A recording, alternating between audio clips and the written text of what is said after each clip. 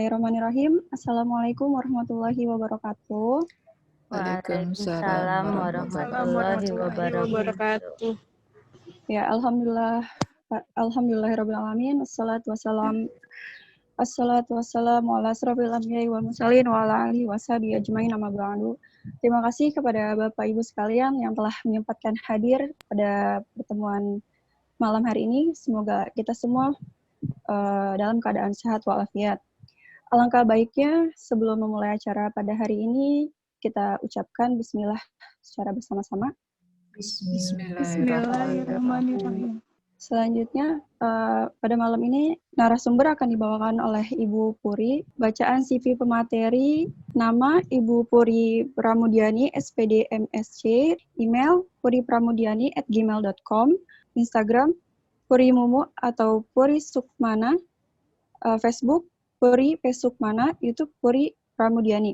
Riwayat pendidikan SDN Andir 1 Bandung, SLTPN 1 Ciparai Bandung, SMAN 11 Bandung, S1 Universitas Pendidikan Indonesia Bandung, S2 Universitas Sriwijaya Utrecht University The Netherlands. Riwayat pekerjaan 2007 sampai 2018 supporting staff di Direktorat Pendidikan Guru Diknas atau Direktorat Jenderal Guru dan Tenaga Kependidikan Kementerian Pendidikan dan Kebudayaan. 2011 dosen PGSD Kampus UPI Cibiru. 2015 sampai sekarang dosen PGSD FKIP UHAMKA. Kepada narasumber dipersilahkan. Assalamualaikum warahmatullahi wabarakatuh, Bapak dan Ibu. Waalaikumsalam warahmatullahi wabarakatuh. Terima kasih. Ini perkenalannya tadi sebetulnya itu hanya untuk menutupi kegrogian saya. Ini jujur Bapak Ibu, ketika Pak Yopi meminta saya untuk menjadi narasumber di workshop ini, saya merasa betul-betul apa ya, saya bilang aduh, ini karena memang udah lama sekali ya saya seperti tadi dikenalkan oleh MC, memang 12 tahun ya saya sempat off dari dunia akademik, saya berkecimpung di dunia birokrasi, saya bekerja di Kementerian Pendidikan Kebudayaan, tapi di bagian struktural ya, jadi memang untuk hal-hal yang berkaitan dengan akademik, dengan penelitian, itu sebetulnya saya harus belajar dari Bapak dan Ibu di sini. Tapi ketika saya mendapat tawaran dari Pak Yopi, saya tidak menolak. Kenapa? Karena peserta di sini Bapak dan Ibu guru yang saya percaya justru Bapak dan Ibu guru di sini best practice-nya jauh lebih banyak dibandingkan saya.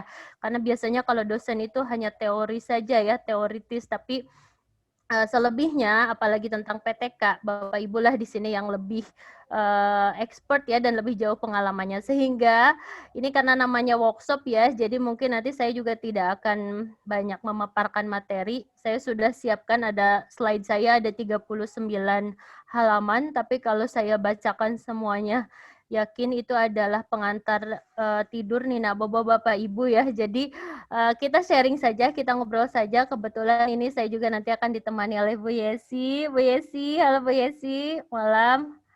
Sudah on, Bu? Alhamdulillah nih. Ada seorang penulis kita nih ya. Jadi memang PTK ini Bapak Ibu tidak akan terlepas dari keseharian Bapak Ibu sebagai guru dan tidak akan terlepas dari yang namanya publikasi. Ini ketua kita sudah hadir belum Bu Nur? Pak Yopi tadi sedang izin masih di jalan katanya. Iya, belum izin katanya. Mudah-mudahan segera bergabung. Lalu nanti juga insya Allah akan bergabung teman saya dari Padang. Ada Ibu Yulis, nanti beliau juga ahli PTK ya, memang berkecimpung dan sekarang sama-sama sedang studi lanjut di UPI. Jadi akan sharing bagaimana pengalaman terkait dengan PTK karena beliau concern di sana dan juga akan bercerita tentang seputar karakteristik guru-guru di Padang. Kita berkenalan dulu ya, boleh Bapak Ibu, atau kalau yang tidak ada kendala dengan jaringan dibuka videonya biar saya tahu. Kan kelihatan cantiknya Bu Tiar, Bu Ervina, kalau Bu Yesi udah sering ketemu ya di kampus. Ini juga nanti ada, kalau saya lihat di form pendaftaran ada Pak Kosasi juga nanti akan bergabung, Bu Dewi, Bu Fitri, ada ini Bu Nur Fitri nih dari guru apa dari mahasiswa? Mahasiswa Ibu. Oke, mahasiswa ya. Ini semuanya juga mahasiswa ya, masih kalau di kita ini sekarang kita sama ratakan ya, sepakat kita seperti mahasiswa S1 nih, termasuk narasumbernya. Supaya semangat muda terus. Ada Fitri, tadi mahasiswa ada Bu Fitri ya, Bu Fitri ini yang sering di-mention oleh Pak Yopi di grup. Ada Bu Eni, ada Bu Arlini, selalu cerah nih dengan pinkinya nih. Bu Irma sudah hadir, Bu Irma ini. Bu Irma, ada Bu Fatimah, Bu Nunung belum hadir ya, Bu Nunung. Jadi Bapak Ibu memang sengaja kemarin saya share dulu bagaimana pengalaman Bapak Ibu di PTK, karena saya ingin lihat sejauh mana Bapak Ibu sudah mengenal PTK. Dan sebetulnya kenapa tercipta kegiatan ini berdasarkan analisis hasil wawancara yang beberapa saat lalu kita lakukan bersama tim, bersama Pak Yopi, Pak Ishak, Pak Subhan. Kita menganalisis Bapak Ibu di mana sih letak apa ya, kalau bahasa Inggrisnya curious ya, keingintahuan Bapak Ibu terkait penelitian. Dan memang sepertinya tidak begitu banyak masalah ya dalam PTK ini karena Bapak Ibu sudah cukup familiar dengan PTK ini. Hanya mungkin nanti ada sedikit refresh saja dari saya. Mohon izin ya untuk share screen, mudah-mudahan bisa. Ini tadi sejarah singkat CV saya. Jadi Bapak Ibu, saya memang sekarang tinggal di Tangerang Selatan ya, di Ciputat dekat UT. Tapi kalau Pak Ishak ini yang jadi host nih di Vicon ini, sebetulnya Pak Ishak bersembunyi di balik layar, ini takut kelihatan gantengnya katanya sama Bapak Ibu nih. Kalau Pak Ishak ini beneran pejabat di kampus, saya pun sama pejabat, tapi kalau saya pejabat ini perempuan asli Jawa Barat Bapak Ibu ya. Jadi saya memang lahir dan besar di Bandung, sekarang pun sedang menempuh studi di Bandung, mengambil pendidikan dasar, dan memang rencana penelitian saya akan concern ke masalah guru ya. Kemarin mendapat tawaran dari teman-teman di Kemdikbud untuk mengkaji tentang guru penggerak. Bapak Ibu di sini ada nggak salah satunya yang menjadi guru penggerak atau yang Bu Nur, Bu Arlini, atau ada di sekolahnya gitu? Karena sekarang ini memang sedang ini ya, baru diluncurkan program Kemdikbud untuk guru penggerak, dan kemarin saya mendapat tawaran dari rekan di Kemdikbud, yuk adain penelitian tentang guru penggerak ini, bagaimana implementasinya, bagaimana dampaknya terhadap peningkatan kompetensi guru-guru yang lainnya, yang memang baru di running tahun ini ya, Bapak Ibu. Ini publikasi saya, memang kalau Bapak Ibu searching di Google, nama saya pasti tidak akan terlepas dari yang namanya Pak Yopi ya. Jadi karena memang saya dikader oleh Pak Yopi dari mulai masuk di UHAMKA, saya banyak belajar dari beliau. Jadi publikasi-publikasinya pun terkait dengan pendidikan matematika. Yang mana kalau katanya, Bapak Ibu kan di sini Bu Nur semuanya matematika ya, background-nya ya? Iya. Apa itu matematika, makin tekun makin tidak karuan katanya. Jadi Bapak Ibu kalau lebih banyak meneliti katanya jadi makin tidak karuan ya. Tapi mudah-mudahan kalau sudah mengikuti workshop ini Bapak Ibu lebih mendapatkan ruh dari penelitian itu, dan ternyata meneliti itu kalau di jiwa itu asik. Nih nanti boleh ditanya ke Bu Yesi nih, kalau sudah menjadi satu karya itu kayaknya ada prestis sendiri ya buat kita ya, Bu Yesi ya. Nanti sharing juga pengalaman Bu Yesi terkait dengan penelitian dan menulis karya ilmiah. Oke, Bapak Ibu, ini saya segan sebetulnya menyajikan ini karena pasti Bapak Ibu sudah tahu ya kenapa PTK itu penting bagi guru, karena memang PTK tidak bisa terlepas dari guru, intinya itu ya. PTK ini menawarkan cara baru untuk memperbaiki dan meningkatkan profesionalisme guru dalam kegiatan belajar mengajar di kelas, termasuk salah satunya kompetensi profesional ya. PTK membuat guru dapat meneliti dan mengkaji sendiri kegiatan praktik pembelajaran sehari-hari yang dilakukan di kelas. PTK tidak membuat guru meninggalkan tugasnya karena memang penelitiannya dilakukan di kelas. PTK mampu menjembatani kesenjangan antara teori dan praktik. Jadi ini sebetulnya penelitian ini udah cocok banget lah untuk guru, dan sebetulnya tidak ada alasan untuk tidak melakukan sebetulnya kalau guru, karena sehari-hari itu Bapak Ibu guru pasti menemukan sesuatu yang kalau misalkan Bapak Ibu bisa memanfaatkannya, itu bisa melahirkan beberapa penelitian yang cukup baik ya menurut saya gitu. Lalu terkait tadi kompetensi, kita bisa lihat ya dari definisi kompetensi pedagogik, profesional, sosial, itu selalu ada kata-kata melakukan penelitian tindakan kelas, melakukan penelitian tindakan kelas. Artinya ini adalah suatu harapan dari tidak hanya dari pemerintah ya, tapi juga sudah merupakan bagian yang tak terpisahkan dari profesi Bapak Ibu guru di sini.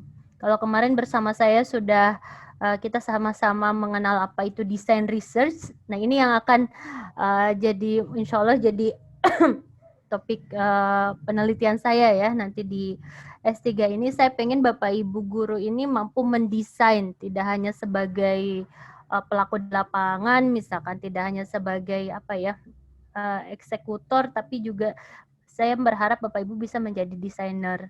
Yang mana langkah awalnya dari sini ya, dari ketika Bapak Ibu sudah paham apa itu PTK, bisa mengembangkan atau menguji cobakan suatu model atau metode, pasti Bapak Ibu melahirkan satu gagasan dan ide baru yang bisa dikembangkan menjadi sebuah desain yang bisa dimanfaatkan oleh orang lain di lapangan. Hakikat penelitian tindakan kelas itu selalu ya, PTK itu harus selalu didasari dari permasalahan yang ada di kelas. Ciri khasnya juga adanya tindakan dan adanya penelitian. Jadi PTK termasuk penelitian kualitatif yang terdiri dari riset, tindakan, riset, tindakan, riset, tindakan. Ini saya banyak mengambil kutipan dari Pak Gustiana, ini sama-sama teman sekelas juga yang memang beliau concern dalam bidang PTK ya. Jadi kalau saya lihat gitu dari hasil-hasil publikasinya itu, bahasa-bahasanya mudah dicerna sehingga memang ini yang menjadi rujukan saya di dalam materi kita hari ini. Lalu walaupun Bapak Ibu sudah tahu ya apa itu bedanya classroom action research dengan penelitian formal yang lainnya, classroom action research ini biasanya dilakukan oleh guru atau dosen karena di kelas. Lalu instrumennya, kalau di sini dikatakan instrumen yang valid dan reliable tidak diperhatikan. Jujur saya kurang setuju ya dengan kalimat ini, tapi ini saya ambil dari salah satu sumber. Tapi kalau menurut saya tetap ya, walaupun PTK tetap harus ada instrumen yang valid dan reliable, walaupun kita memang bisa saja tidak melakukan analisis seperti validitas konstruk, validitas isi, segala macam, tapi tetap triangulasi itu menurut saya atau expert judgment itu tetap harus ya, itu sebagai bagian dari keabsahan suatu instrumen. Dan itu yang saya lakukan dulu ketika saya melakukan PTK. Tidak diperlukan analisis statistik yang rumit. Ini kalau Pak Subhan, Pak Ishak, Pak Yopi, Bu Nur, Bu Arlini, ini semua orang matematik asli. Kalau saya waktu itu sama dosen saya pernah dibilang orang matematik palsu. Kata, kamu mah anak waktu pas S1 saya masih ingat banget dosen saya bilang, kamu orang matematik palsu. Kata, kenapa? Saya bilang, nah orang matematik mah nggak ada katanya yang pakai eyeliner, nggak ada yang pakai lipstick. Dulu juga memang kebetulan saya belum berjilbab gitu waktu pas S1 ini, nggak sempet katanya dan itu mah hanya intermezzo aja. Tapi intinya memang betul ya apa yang dikatakan dosen itu, karena awalnya memang saya tidak suka matematika. Sampai saya pernah menulis dan diterbitkan di salah satu koran waktu itu ya, Pikiran Rakyat gitu ya. Saya pernah menulis satu tulisan, saya pilih karena saya tidak suka. Saya tidak suka matematika gitu ya. Kenapa? Wah, kalau saya ceritakan ini bisa sampai subuh ya. Bapak Ibu, artinya saya memilih subjek ini mungkin kalau Bapak Ibu karena memang suka dengan matematika gitu kan. Kalau saya memang karena tidak suka, disebut sampai sekarang juga masih gak suka gitu ya. Makanya kenapa saya melakukan PTK, karena memang dalam PTK tidak terlalu dituntut untuk analisis statistik yang rumit gitu ya. Saya memang nggak suka statistik, tapi mau nggak mau ya, namanya penelitian itu harus selalu ada statistik. Tapi di PTK ini makanya waktu pas, kalau nggak salah pas tahun saya S1 itu baru ini ya baru booming-boomingnya PTK, sehingga ada pilihan itu saya langsung ambil PTK. Kenapa? Karena saya nggak ngerti statistik itu gitu. Namanya kalau udah nggak suka gimana ya mau dipaksain juga gitu kan. Akhirnya saya ambil menempuh jalan ini dan ternyata saya suka. Kenapa? Karena saya suka nulis, saya suka mengarang indah. Walaupun tetap ya dalam PTK ini ngarangnya juga tetap harus bisa dipertanggungjawabkan gitu.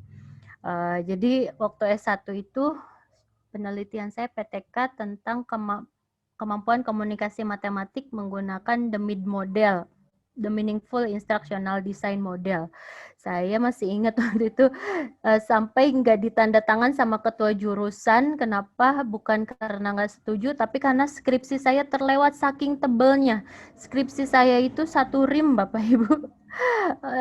Karena saya senang nulis, senang apa ya itu tadi ya, senang bercerita, dan di PTK ini kita sebenarnya bebas apa ya berekspresi selama itu bisa dipertanggungjawabkan. Skripsi saya 1 rim dan itu tidak berlaku pada saat S2, malah kebalikannya ya. Kalau S2 itu waktu pas tesis saya harus membuat 25 halaman. Bedanya karakteristik orang Indonesia sama orang di luar negeri, kalau di kita itu biasanya kita bangga ketika kita bisa nulis panjang gitu kan. Termasuk itu yang saya koreksi kemarin Pak Abdul Muthalib, Bu Nunung, siapa lagi yang kemarin Bu Masito. Di bagian pendahuluan kan kemarin saya koreksi. Kadang memang kesulitan bagi orang Indonesia itu menulis pendek atau merangkum. Pengalaman saya waktu kuliah S2 dulu tugasnya cuma 1, hanya merangkum Bapak Ibu. Merangkum dari 1 bab menjadi 1 halaman. Dan saya termasuk mahasiswa yang paling susah kalau untuk merangkum. Dosen saya selalu bilang, make it 1 page. Harus 1 halaman, tidak boleh lebih, tidak boleh lebih ya, pokoknya harus 1 halaman, kurang boleh poin-poin. Ya udah karena saya bingung, ya udah saya bikin fontnya itu 10, spasinya 1, marginnya 0,5 gitu, mepet-mepet, yang penting 1 halaman. Terus saya dimarahin sama dosen saya. No, this is what I mean, Puri, katanya. Make it shorter. Itulah kelemahan orang Indonesia, walaupun tidak semua ya. Termasuk kelemahan saya paling nggak bisa nulis pendek gitu. Termasuk kalau di WA. Kenapa sih Bu Puri kalau nge-WA tuh panjang banget gitu kan. Dan kalau WA-an sama suami tuh udah panjang lebar, jawabannya cuma ya, oke, gitu ya. Ya itu tadi ya, dan di PTK ini saya merasa ini suatu wadah yang cocok buat orang-orang yang memang punya karakteristik seperti saya, senang menulis gitu, dan tidak terlalu senang perhitungan. Mempersyaratkan hipotesis, tidak selalu menggunakan hipotesis, walaupun ada ya dalam PTK itu namanya hipotesis tindakan, dan nanti di akhir kita akan workshop untuk membuat, salah satunya membuat hipotesis tindakan. Nanti di akhir ini Bapak Ibu tadi lupa saya katakan, nanti di akhir kita akan workshop, Bapak Ibu langsung nanti akan mengisi 1 link yang mana Bapak Ibu diminta membuat judul, latar belakang masalah atau gap of research, hipotesis tindakan, sama rumusan masalah. Tadi saya sudah izin ke Pak Yopi. 3 peserta terbaik akan mendapatkan buku Pak Yopi edisi terbaru ya. Nanti jadi nanti di akhir Bapak Ibu menuliskan atau misalkan membuat 1 produk, nanti akan kita lihat bareng-bareng mana yang terbaik mendapatkan bukunya Pak Yopi edisi terbaru. Ini Pak Yopi ini termasuk yang produktif sekali ya. Bisa 1 tahun tuh produksi buku berapa ini. Karakteristik PTK, saya rasa ini singkat-singkat saja ya, nggak perlu. Saya langsung, karena nanti hari ini kita akan banyak praktek, jadi untuk materinya nanti insya Allah di-share ya. Jadi saya tidak akan banyak bicara, langsung ke praktek saja. Hakikat penelitian tindakan kelas juga kita. Ini saya udah buat. Duh, ini salah satu kelemahan saya Bapak Ibu, kalau udah nulis saya suka lupa waktu, tahu-taunya aduh udah 38 page gitu kan. Bayangin aja kalau saya bacakan semua ini, pas saya stop screen Bapak Ibu sudah tidur lelap semua ya. Tujuan PTK, manfaat PTK, Bapak Ibu udah tahu lah ya, prosedur juga sudah tahu lah ya, menyusun proposal, melaksanakan, dan menyusun laporan. Nah ini, masalah-masalah PTK ini kan, ya masalah-masalah yang memang makanan sehari-hari Bapak Ibu terkait dengan pendekatan, metode, model pembelajaran, media pembelajaran atau pemanfaatan buku teks, teknik penilaian, pengelolaan kelas. Saya bilang ke mahasiswa saya di PGSD, selama kalian kuliah di PGSD, pasti tidak akan terlepas dari semua istilah ini. Di semua mata kuliah pasti selalu ada ya, namanya pendekatan, metode, model itu tidak terlepas dari guru-guru ya atau di lapangan. Nah ini yang saya suka nih dari Pak Asep nih, Pak Asep Gustiana ya. Dia menerjemahkan bagaimana cara merumuskan PTK ke bahasa yang memang mudah dicerna sama kita. Kalau Bapak Ibu lihat di buku-buku PTK, kebanyakan memang teoritis. PTK adalah ini, menurut ini. Cara membuatnya seperti ini. Yang bahasanya itu sangat ilmiah dan kadang jadi pusing malah bacanya. Tapi ketika saya melihat punya Pak Asep ini, oh ya ini cocok gitu, mudah-mudahan lebih mudah dicerna ya. Jadi Bapak Ibu kan sudah kemarin di tugasnya Pak Yopi membuat pendahuluan ya, latar belakang masalah. Yang mana memang sebetulnya latar belakang masalah itu atau pendahuluan tidak perlu panjang-panjang. Bahkan dulu saya ketika membuat tesis itu cukup 4 paragraf pendek-pendek itu juga. Tapi memuat ini semua, kondisi ideal, kondisi realnya seperti apa, jadi berangkat dari hal yang umum dulu, tapi tetap udah berkaitan dengan, udah mau mengarah ke penelitian kita ya, lalu kondisi realnya seperti apa, dan ini yang penting ada gap. Saya lupa nanti, pokoknya yang kemarin di Pak Abdul Muthalib, di Bu Nunung, di Bu, siapa kemarin itu, di Bu Masito sudah ada gapnya. Yang Bu Nunung itu sebenarnya udah bagus, Bu, hanya tinggal di, Bu Nunung udah ada di sini, hanya tinggal lebih diperingkas lagi gitu. Jadi itu pun saya juga susah ya kadang ya membuat meringkas itu, tapi ketika memang tulisannya panjang, walaupun bagus gitu, kadang pembaca malah jadi nggak fokus, ini arahnya mau kemana gitu kan. Tapi saya melihat punya Bu Masito, makanya kemarin saya Oke, selamat datang Bu Yulis. Ini dosen dari Universitas Negeri Padang nih, ahli PTK. Nanti akan share bareng-bareng sama kita ya, Bapak Ibu. Bu Yulis ini. Lalu yang punya Bu Masito itu saya lihat singkat ya, hanya satu halaman kalau nggak salah ya. Tapi saya langsung bisa nangkep gitu, apa sih arahnya mau kemana, walaupun belum secara utuh nangkep karena memang Bu Masito belum merumuskan rumusan masalah sama tujuan penelitiannya ya. Tapi Bapak Ibu bisa lihat lah kalau misalkan satu buah tulisan yang dikemasnya singkat itu kita pasti akan tetap fokus ke jalan itu dibanding misalkan yang panjang, yang istilahnya walaupun misalkan udah didukung beberapa teori ya, tapi kalau misalkan kesana kemari, ya itu tadi khawatir mengaburkan fokusnya. Jadi sebenarnya di dalam latar belakang ini cukup ini saja dan tidak perlu panjang-panjang. Kondisi ideal, kondisi real, dan yang terpenting ada gap. Punya Bu Nunung itu kalau nggak salah gapnya itu miskonsepsi FEB dan KPK ya Bu. Lalu punya Bu Masito itu kan tentang pecahan ya. Penyebabnya apa? Lalu ini yang terpenting dalam PTK ini obatnya apa? Obatnya apa, itu dia ya. Jadi ingat ya Bapak Ibu, nanti karena workshop ini kita akan membuat obatnya. Nanti Bapak Ibu yang beruntung dapat buku nih. Jadi kondisi ideal, kondisi real, gap itu penting ya, penyebabnya sama obatnya apa. Ya. Jadi itu ya ditangkap ya. Pokoknya nanti kita akan mencari obatnya, kalau dalam PTK itu harus ada obatnya. Rumusan masalah. Nah, ini juga cara merumuskan masalah itu harus empirik ya atau terukur ya. Contoh ini, apakah penerapan pendekatan matematika realistik ini karena memang saya di bidang RME ya. S2 saya memang concern kami seangkatan Impome itu mengkaji tentang RME, pendidikan matematika realistik. Jadi mohon maaf Bapak Ibu kalau contoh-contohnya banyak tentang matematika realistik, tapi tidak selalu harus itu ya. Ini kebetulan saja contohnya ini matematika realistik. Contoh nih perumusan masalah ya. Apakah penerapan pendekatan matematika realistik dalam pembelajaran matematika tentang persamaan garis dapat meningkatkan kemampuan pemahaman konsep matematis siswa kelas 1 SMP Lembang. Nah ini Selalu ya dalam PTK itu karena tidak bisa digeneralisasi layaknya seperti penelitian kuantitatif, maka dimulai dari latar belakang masalah juga harus memang sesuatu hal yang ditemukan di sekolah tersebut.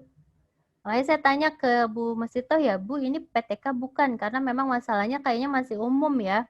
Tapi kalau misalkan kalau itu PTK, di latar belakang masalahnya itu harus berdasarkan observasi yang ada di sekolah tersebut dan itu harus muncul.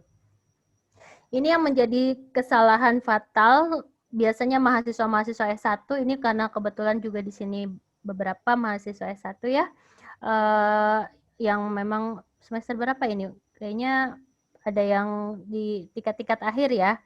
Kesalahan paling fatal kata saya itu kalau misalkan para mahasiswa yang kebetulan dosen pembimbingnya saya itu mereka mengajukan judul dulu biasanya ke dosen pembimbingnya ya. Sebentar. Sehingga apa? Ketika saya tanya masalahnya apa? Bingung karena biasanya udahlah yang penting ini kayaknya bagus, ini kayaknya enakeun judulnya gitu. Sehingga ketika ditanya masalahnya apa? Mereka kebingungan sendiri. Jadi saya masih ingat kata dosen saya waktu itu ketika saya merumuskan PTK, judul mah belakangan. Yang penting jelas dulu latar belakang masalahnya apa, rumusan masalahnya apa. Nanti akan terlahir judul itu sendiri. Sehingga biasanya nih mahasiswa yang mengajukan judul dulu tanpa didasari oleh latar belakang masalah yang kuat atau hasil observasi di lapangan yang kuat biasanya akan berganti-ganti judul. Karena labil. Tapi kalau memang dia sebelum mengajukan judul, makanya saya bilang kalau ke mahasiswa S1 saya itu kalian dari mulai semester 3, semester 4, 5 itu sudah mulai kan biasanya suka ada magang, sudah mulai observasi ke lapangan yang itu memang akan dijadikan latar belakang masalah. Jadi memang latar belakang masalahnya juga harus spesifik ada di kelas yang akan diteliti ya, dan itu akan melekat di latar belakang masalah, di rumusan masalah, di tujuan penelitian hanya di kelas itu karena tidak bisa digeneralisasi. Masalah yang terjadi di kelas tersebut belum tentu. Bahkan mungkin dengan beda kelas juga belum tentu akan sama masalahnya walaupun di sekolah yang sama. Nah ini Bapak Ibu ya, nanti kita akan berlatih membuat judul PTK. Ini lagi-lagi saya mengambil dari Pak Gustiana nih, teman sekelas saya ini. Jadi Pak Gustiana ini menganalogikan problem di kelas itu sebagai penyakit. Solusinya itu obat, siswa itu pasien, kelas itu rumah sakit. Dirumuskan secara jelas, sederhana, singkat. Saya ulang ya. Problem di kelas itu ibaratkan penyakit, solusinya itu obat, siswanya itu pasien, kelasnya itu rumah sakit. Nah, ini kita fokus aja ke sini. Kalau misalkan kita sudah tahu nih kayak sekarang nih ya, orang-orang lagi pada meneliti apa sih obatnya COVID gitu kan. Kan dilakukan penelitian, tapi kita sudah tahu dulu problemnya itu apa ya, penyakitnya apa, gejalanya seperti apa, menyerang siapa, pada klaster apa, tinggal yang dicari obatnya. Nah ini Bapak Ibu, ketika setiap hari berinteraksi sama siswa, apalagi sekarang pembelajaran daring, tentu pasti banyak sekali masalah. Nah itu ibaratkan masalah itu penyakit. Nah kira-kira nih kalau penyakit kalau dibiarin terus-menerus kan akan jadi akut. Nah disinilah peran Bapak Ibu untuk mencari obatnya. Ya ini PTK. Jadi dicamkan ya Bapak Ibu, diingat di dalam mindset masing-masing, kita akan mencari obat untuk penyakit-penyakit yang timbul di kelas. Contoh nih ya Bapak Ibu ya, formulasi judul PTK nih yang dirumuskan atau dianalogikan oleh Pak Asep ini, Pak Gustiana. Peningkatan titik-titik penyakit melalui titik-titiknya obat, siswa kelasnya itu pasien, dan di kelas berapa? Contoh nih kalau saya, peningkatan kemampuan komunikasi matematik. Saya berarti penyakitnya itu kemampuan komunikasi matematiknya ada masalah gitu. Jadi mereka itu kurang, waktu itu berdasarkan observasi di tempat saya magang, mereka itu kurang mampu mengungkapkan ide secara tertulis maupun secara lisan. Melaluinya ini obat, melalui Waktu itu saya model pembelajaran yang dikembangkan, the MID model, the Meaningful Instructional Design Model. Siswa kelas 8, saya kelas 8 di SMP Negeri 12 Bandung. Jadi sebenarnya gampang ya membuat judul PTK itu kalau kita sudah tahu penyakitnya, kita sudah tahu kira-kira obatnya apa, targetnya di mana, populasinya apa, populasinya itu ya maksudnya di kelas, di sekolah tersebut ya. Atau nggak hanya peningkatan, bisa juga penggunaan ya. Penggunaan apa, misalkan penggunaan Bapak Ibu punya model apa, model inquiry atau apa untuk meningkatkan atau penggunaan contextual teaching learning misalkan untuk meningkatkan pemahaman siswa kelas ini di sekolah ini. Gitu ya. Jadi kalau sudah Bapak Ibu tahu kerangkanya ini tidak akan susah membuat judul, tapi itu tadi ya harus berdasarkan masalah yang terjadi, yang sudah diobservasi, tidak boleh ngarang juga. Nih gampang-gampang susah ya. Saya punya dosen sekarang nih yang lagi nih agak-agak strict. Anda ketahuan ngarang satu kalimat atau satu kata saya sobek. Jadi karena memang mengarang indah itu juga tetap harus bisa dipertanggungjawabkan, termasuk dalam PTK ini. Makanya bagi orang yang susah yang karakteristiknya sulit berkata-kata, biasanya akan menghindari PTK ini. Lebih senang misalkan perhitungan. Contoh lain nih ya. Setelah ini kita workshop. Contoh, meningkatkan kemampuan pemahaman konsep matematis siswa kelas 1 SMP Negeri 2 Lembang dalam pembelajaran matematika tentang persamaan garis melalui penerapan pendekatan matematika realistik. Atau tadi kalau tidak meningkatkan penerapan pendekatan matematika realistik dalam pembelajaran matematika tentang persamaan garis untuk meningkatkan kemampuan pemahaman konsep matematis siswa kelas 1 SMP Negeri 2 Lembang. Dibolak-balik sama aja ya, tapi intinya tujuannya itu ya untuk meningkatkan kemampuan pemahaman konsep matematis. Itu Bapak Ibu, kerangka berpikir, ini hipotesis ya. Jadi kalau tadi salah satu sumber mengatakan hipotesis tidak selalu digunakan, tapi menurut saya tetap penting ya, karena namanya hipotesis ini merupakan jawaban sementara terhadap perumusan masalah penelitian. Sama dalam penelitian kuantitatif juga kan ada kalau itu kan lebih jelas ya, tersirat H0, H1. Kalau kita punya dugaan sementara, saya rasa di semua penelitian juga hipotesis itu ada. Di desain riset juga ada ya, kemarin yang namanya konjektur. Jadi hipotesis dalam PTK dikenal dengan hipotesis tindakan dengan rumusan kalimat implikatif. Jadi Bapak Ibu ketika sudah tahu penyakitnya apa, kita ceritanya punya solusi atau kira-kira obatnya apa gitu kan. Nah contoh misalkan nih kalau kira-kira untuk mengobati luka bakar itu bisa pakai odol, odol atau apa, pasta gigi gitu kan. Nah, kita udah punya hipotesis kan, tapi kan kebenarannya itu harus diuji coba ya, apakah betul atau tidak gitu ya. Apakah jangan-jangan kalau di keluarga ini mah benar, misalkan berpengaruh, tapi pas diuji cobakan sama yang lain nggak benar, nggak begitu berpengaruh. Jadi tetap hipotesis itu harus ada ya. Lalu ini definisi operasional nggak perlu. Nah, model-model PTK ini bermacam-macam Bapak Ibu, tapi sebetulnya sama aja ya, intinya mah yang penting ada siklus ya. Ini ada model Lewin, pokoknya ada rencana, implementasi, evaluasi, ada siklus pertama, siklus kedua, dan seterusnya.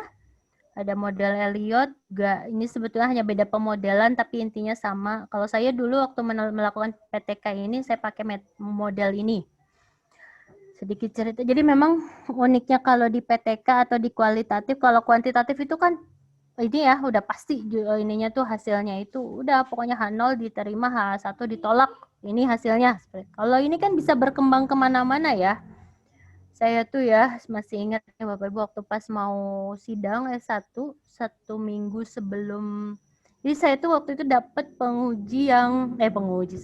pembimbing yang sangat killer banget, yang mana orang-orang itu sangat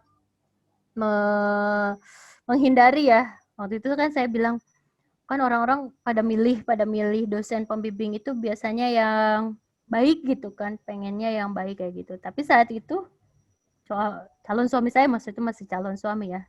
Kan saya bingung ya, saya milih siapa ya dosen pembimbingnya. Orang-orang udah pada ngetek duluan karena saya waktu itu pas kebetulan lagi sakit kalau nggak salah ya, jadi ketinggalan. Siapa dosen yang paling killer di UPI? Saya sebutin si bapak itu. Jadiin dia pembimbing. Hah? Saya bilang, orang-orang pada takut sama bapak itu, masa saya mau jadiin pembimbing?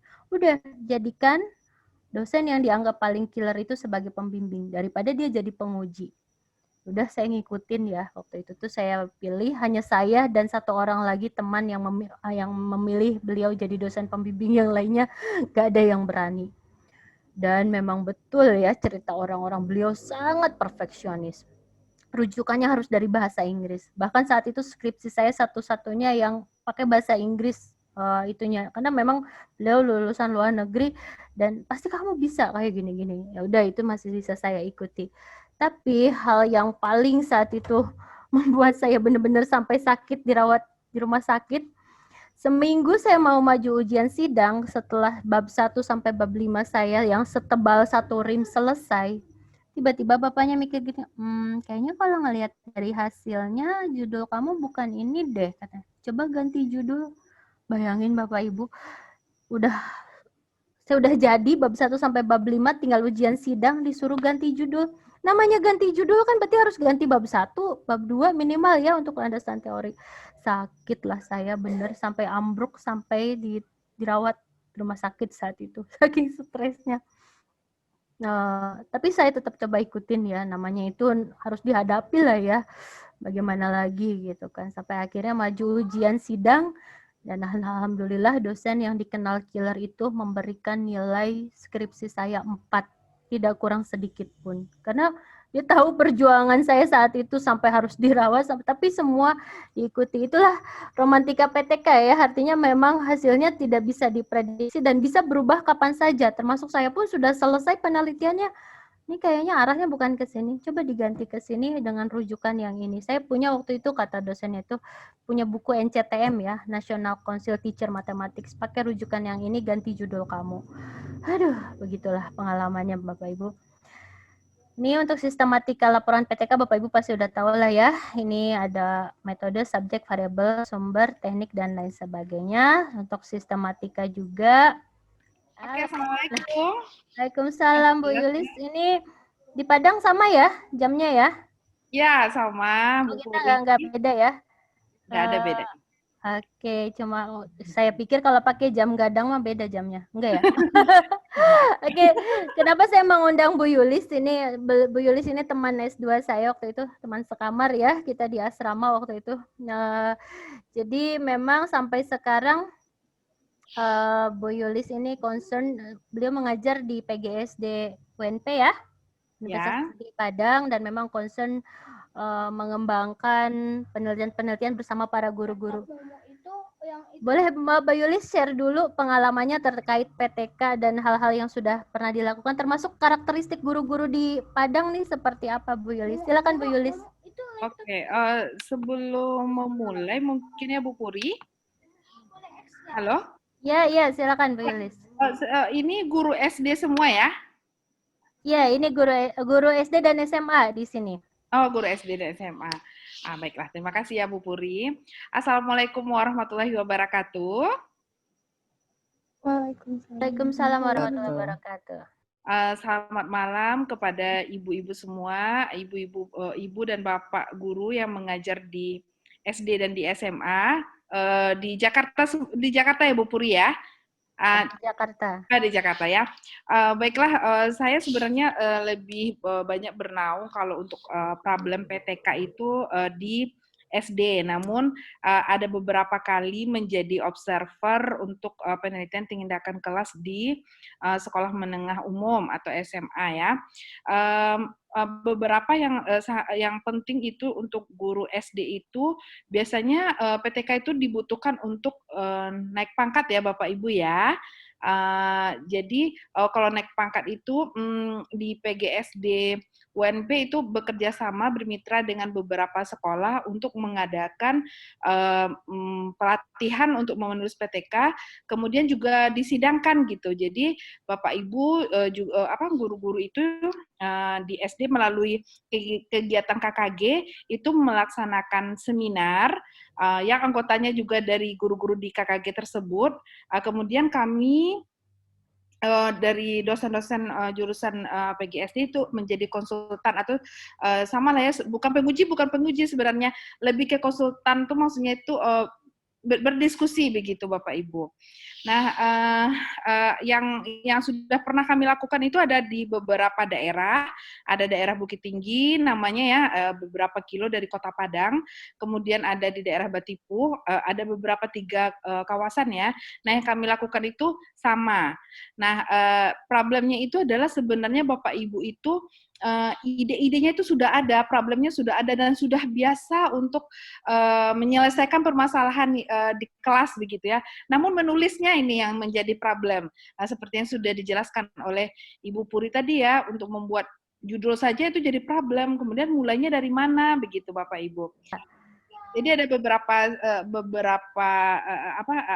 beberapa kajian masalah PTK yang menarik itu. Yang pertama adalah metode mengajar, kemudian ada strategi pembelajaran, kemudian ada evaluasi hasil atau proses, bagaimana memahami sikap siswa, kemudian perancangan pembelajaran, kemudian pengelolaan atau motivasi yang ada di kelas, atau tentang administrasi persekolahan.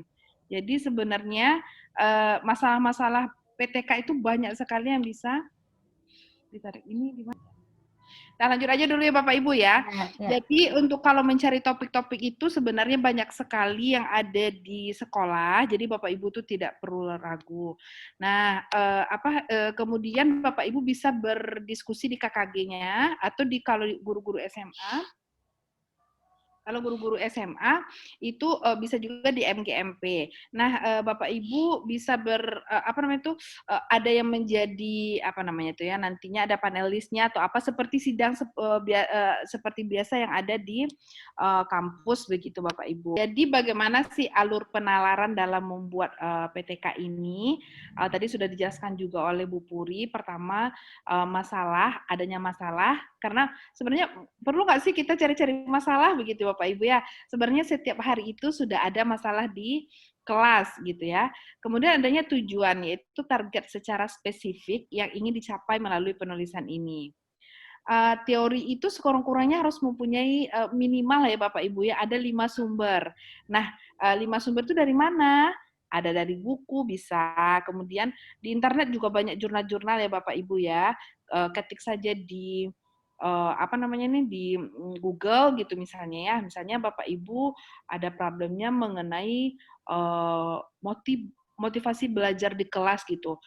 Siswa tidak mau membuat PR atau apa. Nah, ini ada kontrak belajar nih. Caranya atau pembelajaran kooperatif tinggal dicari aja di internet langsung bisa keluar. Nah, kemudian dipilihlah terbitan mutakhir. Artinya gini, Bu.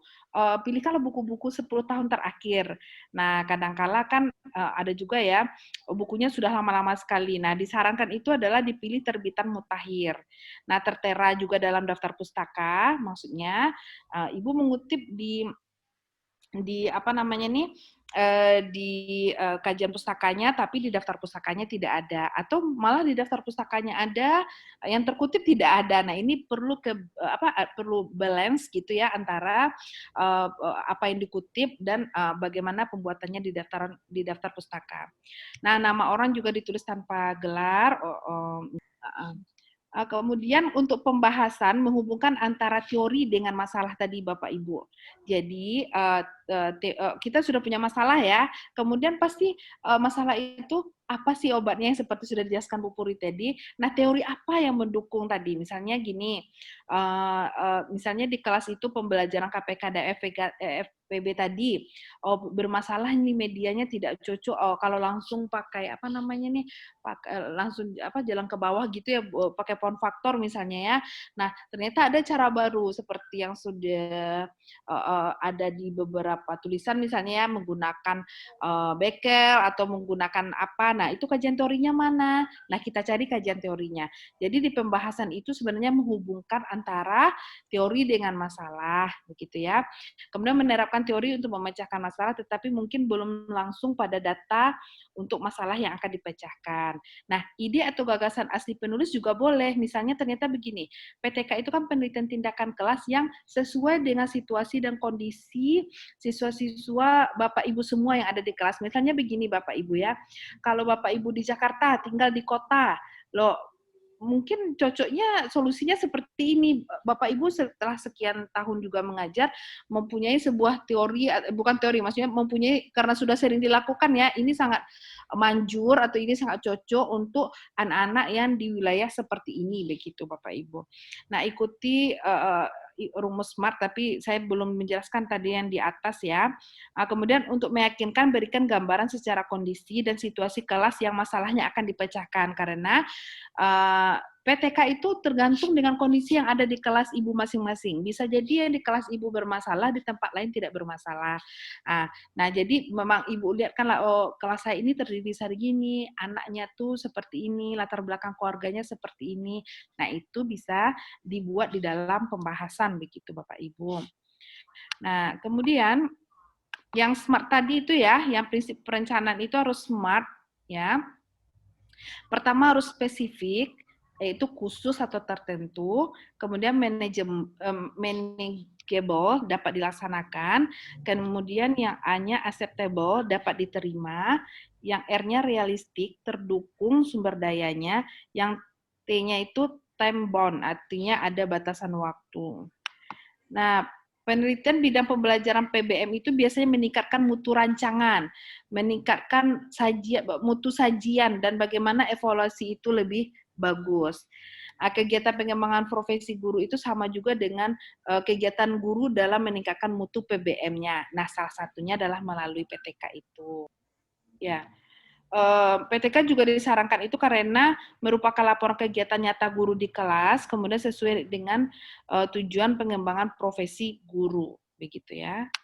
Zahra, bisa di-share itunya, link-nya, link untuk produk peserta, silakan di chat box ya Bapak Ibu.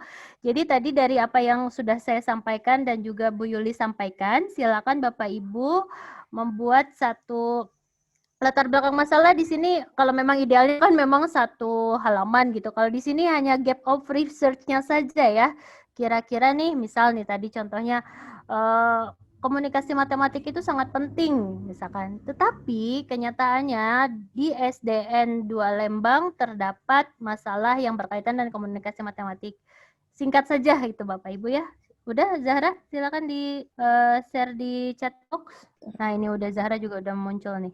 Nah, itu silakan Bapak Ibu ya, dibuka dan langsung diisi ya. Dan nanti akan langsung kita tampilkan dan akan langsung kita kasih masukan ya. Di sini ada, saya nggak sendiri, ada Bu Yulis, ada Pak Yopi, ada Pak Subhan, ada Pak Ishak, dan kalau memungkinkan Bu Nur, Bu Arlini juga memberikan masukan ya sebagai guru inti. Silakan Bapak Ibu ya, mohon responnya kalau memang linknya tidak bisa dibuka, tapi seharusnya bisa sih. Ini juga sambil membuka link ada Bu Yesi. Bu Yesi. Ya, Bu Puri. Ya Bu, boleh sharing-sharing Bu, bagaimana pengalaman Ibu di dunia penelitian. Kalau dulu Ibu sering melakukannya, penelitiannya apa Bu? PTK atau apa Bu? Mungkin ngobrol sambil teman-teman ngisi ya. Nah, saya 20 tahun juga sebenarnya lebih banyak di guru ya. Kalau untuk dosen baru 2015 masuk UHAMKA, serius ngajar dan seterusnya baru 2016, jadi belum lama lah gitu ya. Nah, ketika di kampus inilah baru ngeh bahwa ternyata apa yang dilakukan selama ini di sekolah gitu itu yaitu PTK gitu ya. Kalau dulu kan kita belum dikejar-kejar PTK ya. Saya sertifikasi guru pun waktu itu masih yang portfolio gitu. Jadi kita waktu itu nggak banyak dituntut lah kayak guru-guru sekarang ya untuk PTK dan seterusnya. Tapi sesungguhnya yang namanya guru ya memang pasti melakukan itu sebenarnya tanpa sadar mungkin gitu ya, bukan di luar kesadaran ya. tanpa nggak sistematis mungkin ya, tidak punya mengikuti pakem-pakem yang ada tadi yang seperti Bu Puri, kemudian Bu Yuli sudah sampaikan, tapi sungguhnya sebenarnya teman-teman sudah lakukan itu yang saya rasakan ya ketika mengajar, karena setiap hari kan kita berhadapan dengan kondisi yang menemukan banyak gap tadi gitu. Idealnya begini kok, realitanya kayak gini ya gitu kan. Akhirnya kita mikir kan, sebenarnya observasi, kemudian tanya-tanya sana sini, tanya anaknya kah, gurunya, kadang orang tua dan lain-lain, sampai akhirnya coba-coba melakukan sesuatu, kayaknya nih pas gitu ya. Sebenarnya kan prinsip dasarnya itu ya, cuman karena ya tadi kita belum banyak ilmunya, tidak tahu apa ya secara saintifiknya seperti apa, jadi nggak merasa bahwa kita sedang melakukan penelitian sesungguhnya waktu itu. Nah, ketika masuk ke apa ya ke teman-teman di kampus, khususnya kalau saya di kelas pasca itu kan mahasiswanya memang guru-guru rata-rata ya, mereka guru, kepala sekolah.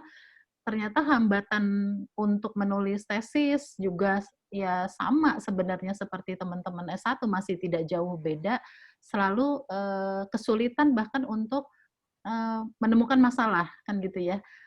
Belum sampai judul nih, karena tadi seperti yang Bu Puri bilang, biasanya malah pada sibuk nyari judul, bukan berusaha memahami masalahnya gitu ya. Mungkin seperti itu.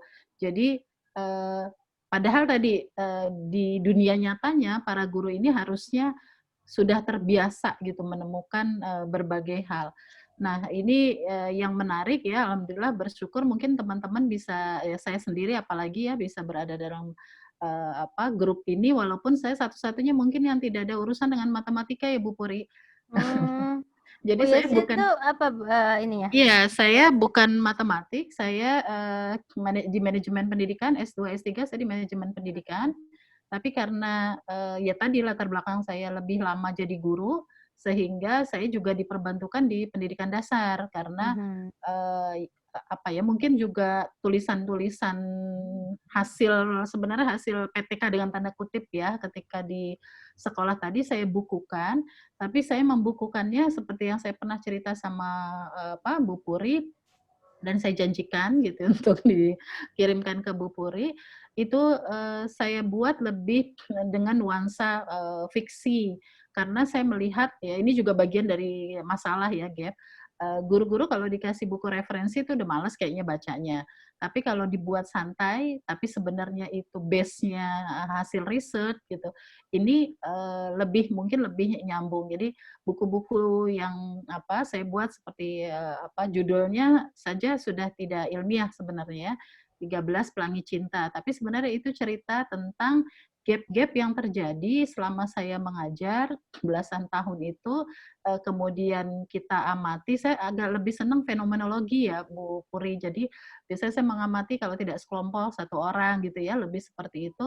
Kemudian kita coba cari tahu ya, kita coba cari ini teorinya, konsepnya dan seterusnya. Akhirnya jadi kisah-kisah, termasuk mungkin ada salah satu kisah yang terkait dengan matematik.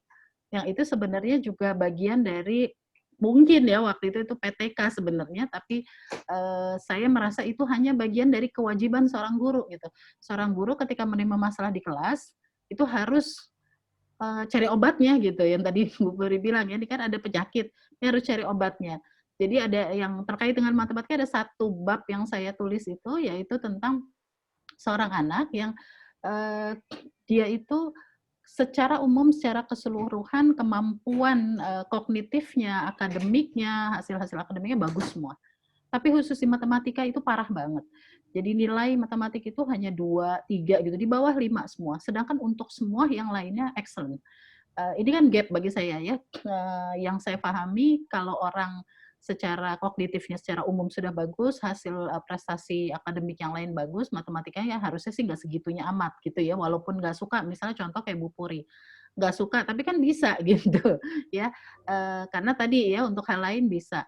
Nah akhirnya saya coba ya cari tahu, wawancara, observasi dan seterusnya, ya sampai didapatkanlah ternyata anak ini selama ini punya pemikiran sendiri bahwa pengalaman dia diajar guru-guru sebelumnya, yang namanya matematik itu nggak seru banget, nggak keren banget, karena 1 tambah 1 itu selalu akan 2. Jadi nggak perlu belajar serius amat lah gitu istilahnya gitu. Nggak akan ada perubahan. Dia membandingkan dengan pelajaran yang dia pelajari lainnya, yang dinamis gitu ya, yang menantang bagi dia. Tapi matematika bagi dia tidak. Gitu sehingga dia udah ogah-ogahan lah. Nah, saya lihat berarti ini makan masalah motivasi sebenarnya ya. Motivasi dia nggak ada karena dia tidak punya knowledge tentang apa sih matematika dan memang ada masalah dari pengalaman-pengalaman sebelumnya dari guru-guru matematika yang mengajar. Nah, dari situlah akhirnya saya berpikir apa ya yang bisa membuat dia senang dengan matematika dan tadi sebenarnya menjawab pertanyaan dia bahwa sebenarnya matematika seru loh, matematika punya makna loh. Nah, singkat cerita akhirnya ketika waktu itu kelas 3, saya ngajar kelas 3 SD ya, ketika tema tentang pengukuran, saya waktu itu pengukuran baku dan tidak baku. Nah, saya tidak langsung mengajar itu karena memang sebenarnya pola saya ngajar juga tidak langsung ajar itu ya. Biasanya saya ngajar konsep dulu ya, bahkan sampai ada ice break-nya terkait dengan pattern segala macam itu biasanya seru-seruan dulu, kemudian diskusi baru masuk ke materi gitu. Nah, waktu itu saya cerita dan saya tulis di buku itu cerita tentang raja yang butuh baju karena bajunya dia udah kekecilan pengen baju baru, tapi penjahitnya lagi sakit. Jadi dia bikin sayembara ya, singkatnya bikin sayembara. Saya ceritanya panjang lebar kalau ke anak-anak, tapi intinya bikin sayembara siapa yang bisa bikin baju itu dapat hadiah. Tapi kalau yang nggak bisa, yang nggak pas bajunya itu dapat hukuman dari penjara gitu. Nah, akhirnya banyaklah berbondong-bondong ya orang, tapi tidak ada yang menang gitu karena semuanya di penjara, entah kebesaran, entah kekecilan, entah nggak pas dan seterusnya lah intinya gitu. Hanya ada satu terakhir yang lolos. Kenapa? Ternyata dia belajar tentang pengukuran standar. Yang lain itu cuma pakai jengkal misalnya, kemudian pas sudah sampai rumah kan jengkalnya bisa berubah ya, ngegeser dan seterusnya, jadi menjadi tidak pas saat pengukuran. Nah, intinya adalah di situ saya ingin meyakinkan bahwa matematika itu keren, seru, ada manfaatnya. Semenjak itu ya anak itu dapatnya 8, 9 dan seterusnya gitu. Nah, itu yang saya tuliskan salah satu selain dia punya ada permasalahan lain terkait dengan anak ini memang. Nah, jadi sebagai buat teman-teman guru ya di sini, biasanya ada 2 hal terkait ketika kita ragu ya apakah kita mampu meneliti atau mau PTK atau tidak. Pengalaman saya ya sampai saat ini juga dengan teman-teman guru adalah masalahnya ada di masalah gitu. Jadi masalahnya adalah ketika kita nggak ngeh terhadap masalah atau terlalu banyak merasa punya masalah gitu ya. Menurut saya itu satu, nggak ngeh masalah karena mungkin masalah knowledge kita nggak, kadang kita kan merasa gini, kalau kita di kelas ada 2 orang ngajar, kita merasa ada masalah dengan anak ini atau ada masalah dengan manajemen kelas, tapi yang partner kita nggak masalah. Kok bisa sih begitu kan gitu ya. Nah, ini kan ada permasalahan bagaimana kita sama-sama menyepakati sebenarnya ini sebenarnya kita yang berlebihan melihat masalah atau orang yang nggak peduli dengan masalah itu. Nah, ini yang kalau menurut saya ada 2 titik ya, perlu ilmu, mudah-mudahan ini bagian kita belajar. Kedua, perlu magang, memang perlu terjun langsung untuk banyak mengamati anak-anak sehingga dari situ sebenarnya kunci ketemu masalahnya di situ, yang kalau sudah ketemu masalah itu supaya ini menjadi scientific ya, ya berarti kita nanti kita pilah dulu, klasifikasi dulu, kita obrolin, confirm dulu dengan yang lain, apakah ini juga menjadi masalah bersama dan penting untuk dibahas. Karena kan kadang tidak semua masalah yang kita anggap masalah, itu sesungguhnya adalah masalah yang memang penting untuk diteliti. Mungkin demikian Bu Puri ya, yang Baik. sharing yang bisa saya sampaikan. Terima kasih. Berarti benar ya Bu Yes ini penulis novel. Saya pikir bercanda. Biasanya kalau novel itu kan diangkat menjadi sebuah film nih Bu. Nanti kalau misalkan benar mau jadi film, kalau misalkan butuh pemain filmnya boleh ya Bu ya. Saya peran protagonis ya. Kalau peran antagonis nanti biar Pak Yopi aja Bu. Iya. Ya. Oh iya, satu lagi Bu Puri, tadi Bu Puri sempat menyinggung yang dengan Mas Heri ya. Jadi berlanjut dari situ ada buku lagi tentang pendidikan karakter, itu juga dari tadi ya, gap-gap tadi, jadi ada beberapa tulisan-tulisan itu. Nah, ketika masuk kampus, akhirnya saya dapat pengetahuan, diarahkan dan seterusnya. Nah, itulah akhirnya sekarang sebenarnya tadi berangkatnya dari PTK, mungkin kalau bahasa di kitanya lebih ke research and development ya, Puri. Nah, itu akhirnya jadi sekarang ada aplikasi pendidikan karakter yang kita buat, yang itu penelitian panjang sebenarnya dari yang tadi, dari jadi guru tadi itu saya sudah mikir ini kok repot banget sih bikin orang berkarakter gitu, bikin anak-anak murid berkarakter, udah dicoba pakai beginilah apa segala macam, kemudian 2 tahun saya melakukan parenting program dengan keliling sampai keliling Indonesia untuk sharing dengan orang tua maupun guru, tapi kok nggak efektif apa ya. Akhirnya singkatnya kita berpikir dengan kondisi era digital seperti ini, kalau dengan aplikasi based Android atau iOS ini pasti akan lebih mudah dan komprehensif, karena di situ orang tua dapat edukasi, dapat mereka dapat karena ada checklist-checklistnya buat orang tua, termasuk orang tua punya rapot, dia tahu progres dia terlibat atau tidak gitu. Nah, akhirnya jadilah itu. Jadi intinya selalu ya itu tadi saya merasa kalau mau meneliti itu memang masalah harus kita muncul dari kita tuh, jadi mau itu jadi apa, mau itu dibayar apa enggak, mau itu dinilai apa enggak, asik aja gitu, asik aja kita neliti karena tadi kita lagi nyari obat karena kita ngelihat ada penyakit, aduh kasihan amat kalau nggak diobatin. Sebenarnya sih teman-teman mudah-mudahan, saya selalu cerita sama mahasiswa tuh 2, kalau meneliti itu suka sama bisa gitu. Kalau nggak suka agak susah juga. Kedua bisa ya realistis gitu. Kadang-kadang kita muluk-muluk tapi nggak sanggup, akhirnya nggak jadi apa-apa juga. Sambil menunggu yang lain, Bu Nur boleh ditampilkan itu, saya ada satu video. Nanti kalau untuk video ini saya cuma minta Bapak Ibu menuliskan judul saja, kira-kira judul yang bagus untuk diangkat menjadi sebuah PTK dari video ini apa, dan judulnya silakan dituliskan di chat box saja ya, tidak perlu di link Google Form. Jadi video ini saya ambil sendiri tahun 2011 di Sampit ya, di Kalimantan Timur. Saat itu kami sedang melakukan monitoring dan evaluasi terkait dengan waktu itu program bermutu ya, yang mana salah itu saya di belakang, zaman ukuran baju saya masih S, kalau sekarang jangan ditanya. Jadi waktu itu kami melakukan monitoring dan evaluasi bersama tim dari World Bank, dari Bank Dunia, karena memang waktu itu kami mendapatkan bukan kami mendapatkan hibah ya, sekolah tersebut mendapatkan hibah atau menjadi salah satu sekolah yang mendapatkan block grant untuk peningkatan kualitas guru ya, kompetensi guru yang terlibat dalam program bermutu Better Education Through Reform Management and Universal Teacher Upgrading. Nah, ini kita melakukan sendiri langsung observasi di sekolah tersebut. Kebetulan memang materinya ini tentang matematika. Di sini sebetulnya menarik, banyak hal-hal yang bisa dikaji ya Bapak Ibu. Jadi silakan kalau dari fenomena ini, kira-kira Bapak Ibu kalau mengambil judul PTK-nya apa?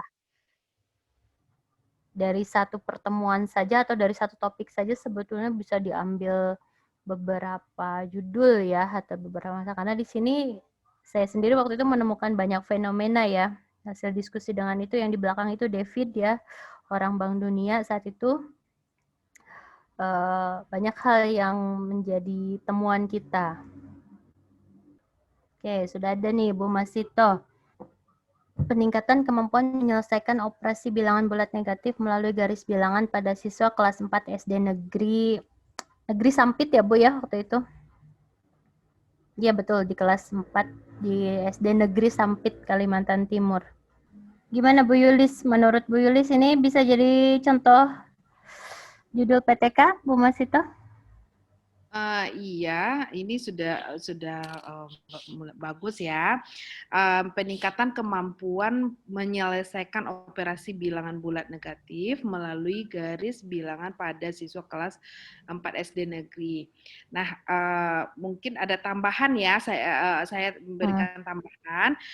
Jadi untuk operasi bilangan bulat negatif itu adalah kemampuan number sense atau kemampuan bilangan gitu ya. Nah, atau kemampuan numerasi juga boleh dibuatkan. Jadi mungkin maksud Bu Masita ini memang peningkatan kemampuan maksudnya itu dari hasil belajarnya atau pemahaman matematisnya begitu ya. Jadi saya menyarankan bagaimana kalau kita tambah peningkatan kemampuan number sense atau kemampuan bilangan atau kemampuan apa kalau pakai istilah-istilah bahasa Inggris boleh juga atau kemampuan peningkatan kemampuan numerasi dalam penyelesaian operasi bilangan bulat negatif pada siswa kelas 4 SD negeri. Oke, negeri Sampit ya. Iya, terima kasih Bu Yulis. Nah, Bu Dewi sudah melihat videonya tadi barusan? Iya, sudah Bu. Gimana menurut Ibu? Kalau tadi kan kalau judul sudah diwakili ya oleh Bu Masitoh, tapi tanggapan Ibu terhadap video yang sudah Ibu tonton bagaimana? Silakan Bu. Kalau menurut saya sih Bu, itu mengenai efektivitas penggunaan garis bilangan di dalam pembelajaran operasi bilangan bulat sih Bu. Jadi karena anak-anak SD kan masih sangat-sangat visual, jadi mereka diajarkan pertama kali dengan menggunakan garis bilangan terlebih dahulu sebagai tahap dasarnya. Oke, tentang efektivitas garis bilangan ya. Nah, saya pengen tanya nih dari sudut pandang Bu Nunung nih Bu ya. Tadi kan sudah dilihat ya guru bagaimana cara guru mengajarkan bilangan bulat negatif dan positif yang sampai akhirnya guru mengarahkan siswa terhadap untuk menggunakan garis bilangan. Menurut Bu Nunung ini, kalau kan Bu Nunung ini kemarin di pendahuluan kan tentang karakteristik PMRI seperti apa itu kira-kira tadi metode yang digunakan oleh gurunya cukup efektif atau tidak Bu dalam mengajarkan operasi bilangan bulat negatif positif? Ibu sudah lihat kan ya videonya barusan? Sudah. Ya, gimana Bu? Terima kasih Bu Puri. Assalamualaikum warahmatullahi wabarakatuh. Waalaikumsalam. Kalau menurut saya tidak harus ya siswa tersebut naik kursi untuk memakai penggaris. Kan bisa pakai ubin sebagai garis bilangannya atau patokannya meja guru sebagai nol. Jadi pada saat itu mereka juga bisa sambil bermain sebenarnya Bu Puri. Oke. Ya kan, sebelah kanan dan kiri kita kan suka mengajarkan tangan kanan itu yang baik, berarti kalau baik itu kan positif ya. Yang kiri itu negatifnya. Kalau saya biasanya mengajarkan seperti itu.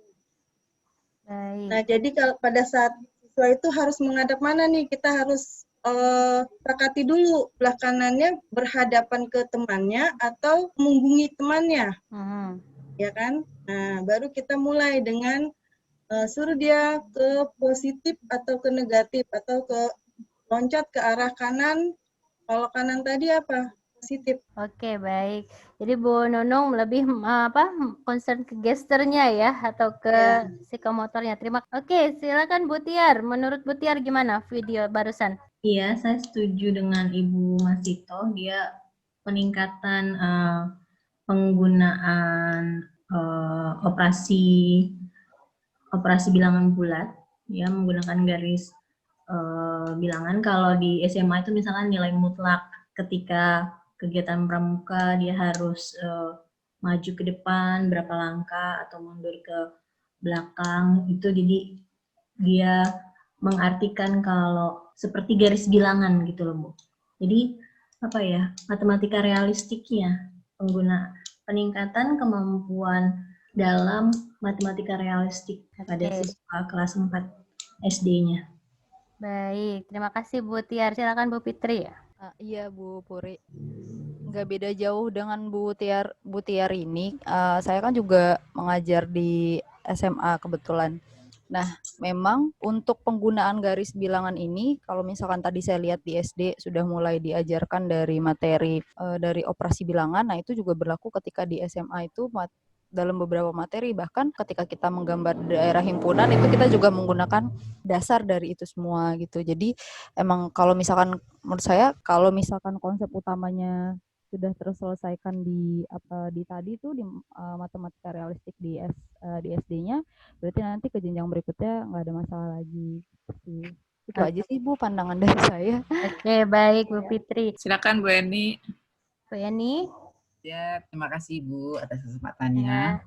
Ya. Kalau saya lihat dari video tadi, sebetulnya memang saya setuju dengan pendapat yang pertama bahwa sebetulnya dengan gerakan anak-anak itu bisa lebih menguasai konsep yang ada barangkali Bu ya, sehingga tidak harus dengan menggunakan penggaris tadi, tapi mungkin ada cara lain yang bisa digunakan, dimanfaatkan atau juga dilaksanakan oleh guru tersebut sehingga semua siswa aktif bergerak. Karena kalau saya lihat siswa yang lainnya hanya berdiam diri saja gitu kan ya, tanpa ada aktivitas sehingga sifatnya menunggu temannya mengerjakan di depan begitu, sehingga rasanya ada cara lain yang bisa lebih efektif barangkali Bu untuk bisa menanamkan konsep penjumlahan untuk bilangan negatif.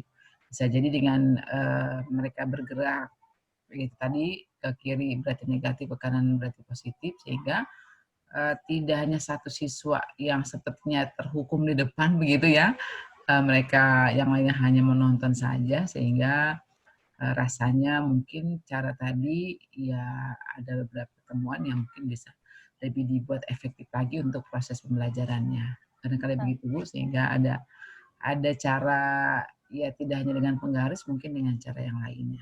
Kadang-kadang demikian Bu. Terima kasih. Silakan. Ya, Bu Ervina. Baik, terima kasih Bu. Menurut pengamatan saya tadi hampir sama dengan Ibu Eni, tidak lebih baik tidak usah menggunakan penggaris. Jadi anak-anak maju ke depan, berbaris di depan seperti itu. Jadi nanti mereka bergerak menggunakan langkah mereka. Jadi sambil nih, jadi misalkan anak untuk bilangan bulat negatif itu mereka melangkah ke kiri seperti itu. Tapi menghadap ke papan tulis. Jadi anak-anak lebih istilahnya sambil bermain untuk anak kelas 4. Jadi menyenangkan gitu. Baik, terima kasih Bapak Ibu. Jadi memang begini ceritanya, waktu pas yang kita ke Sampit itu ada sedikit miskomunikasi ya. Jadi memang pihak sana itu tidak tahu bahwa akan ada Monef, akan ada tim dari Jakarta. Saat itu saya memang perwakilan, waktu itu saya masih bekerja di Kemdikbud ya, jadi makanya kami jadi tim Monef bersamaan dengan tim Bank Dunia yang David tadi ya, orang mana David itu, orang Amerika kalau nggak salah, sebagai pemberi dananya. Kita ingin tahu dengan program hibah tersebut peningkatan kompetisinya seperti apa. Hanya memang ada sedikit miskomunikasi, itu tidak sampai ternyata info bahwa kita akan ke sana, sehingga mendadaklah guru kebetulan harusnya yang memang mengajar di sana waktu itu sedang ada kegiatan, pokoknya tidak ada, gurunya sedang ada kegiatan, ada ibu itu, dan kebetulan memang ibu tersebut mengampu mata pelajaran matematika. Tapi saya salut ya dengan persiapan seadanya, ibu itu mau tampil gitu walaupun ada yang mengawasi, apalagi ada orang bule kan biasanya suka lebih nervous, tapi ibu itu mau. Hanya memang yang perlu digarisbawahi tadi ya, disayangkan tidak berangkat dari sesuatu hal yang kontekstual. Kalau di RMA ini ada istilahnya phenomenological exploration, tidak berangkat dari, kalau tadi kata siapa Bu Nunung ya, berangkat dari kehidupan sehari-hari. Sebetulnya apakah RMA itu selalu berangkat dari kehidupan sehari-hari? Tidak juga.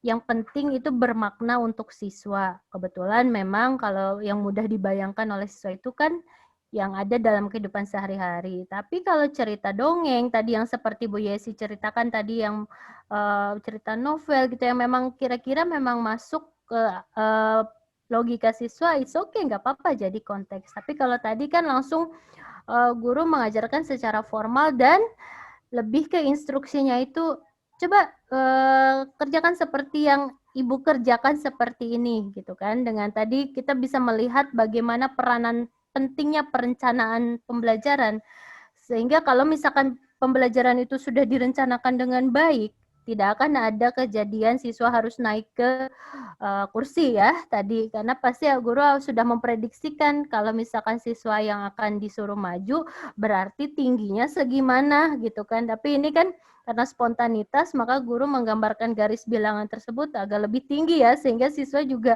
tidak bisa menggapainya itu tadi. Dan betul ya, saya setuju dengan ibu-ibu tadi bahwa akan lebih bermakna bagi siswa ketika memang pembelajaran itu dibawa ke dalam sesuatu hal yang lebih nyata atau bermakna bagi siswa. Ibu-ibu tadi bisa menyaksikan ketika langsung ke formal gitu kan, siswa kebanyakan bingung kan tadi, ayo mau ada yang mau ditanyakan, kayak gitu bingung kan. Tapi kalau siswa sudah bisa digiring ke yang bermakna, mungkin pembelajaran akan lebih interaktif lagi. Sehingga hal-hal kayak gitu aja tadi kan bisa diangkat menjadi sebuah judul. Tadi Bu Masito di sini bagaimana peningkatan kemampuan menyelesaikan operasi bilangan bulat negatif melalui garis bilangan. Oke, itu kan sebagai modelnya. Atau model dalam ini ya. Model dalam kalau di RME itu using models for progressive mathematization, bukan model pembelajaran ya kalau di RME. Tapi kalau misalkan Bapak Ibu mau misalkan menggunakan model pembelajaran apa misalkan atau untuk meningkatkan kemampuan komunikasinya atau meningkatkan pemahaman konsepnya, bisa juga berdasarkan latar belakang masalah yang tadi.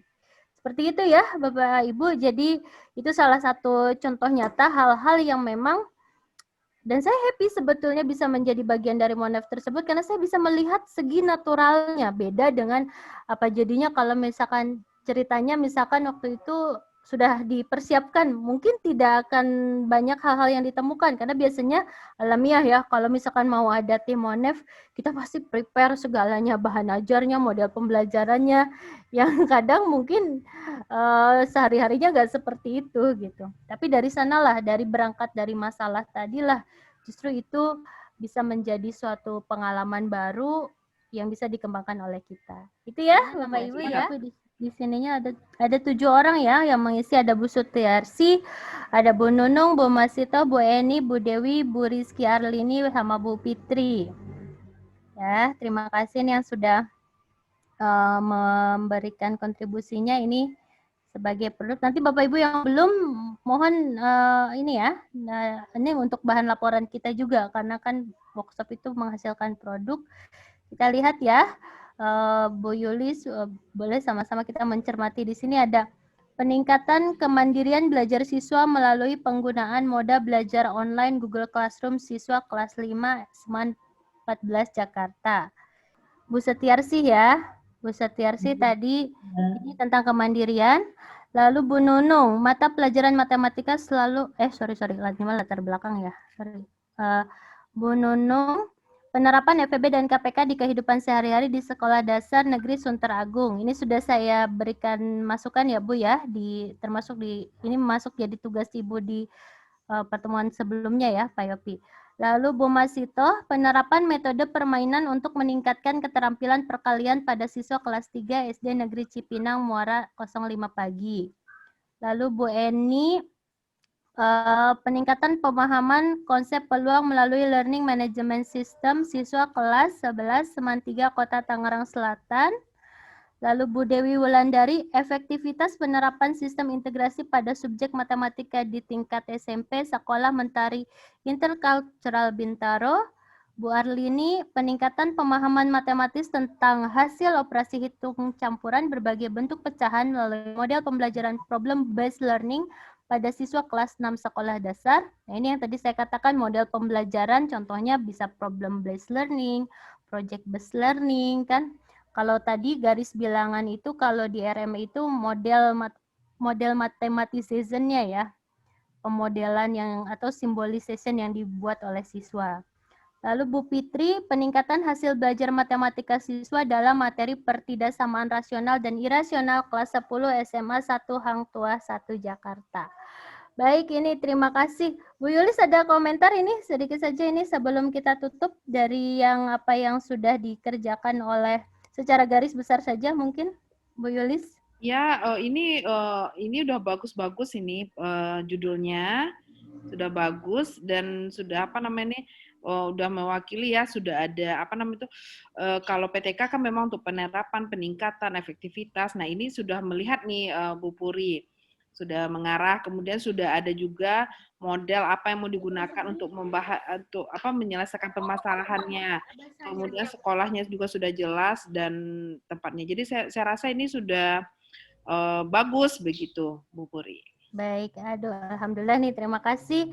Bu Puri, saya boleh nanya ke Bu Yulis nggak, Bu? Boleh, ini siapa, Bu Fitri ya? Iya. Boleh, silakan Bu Fitri.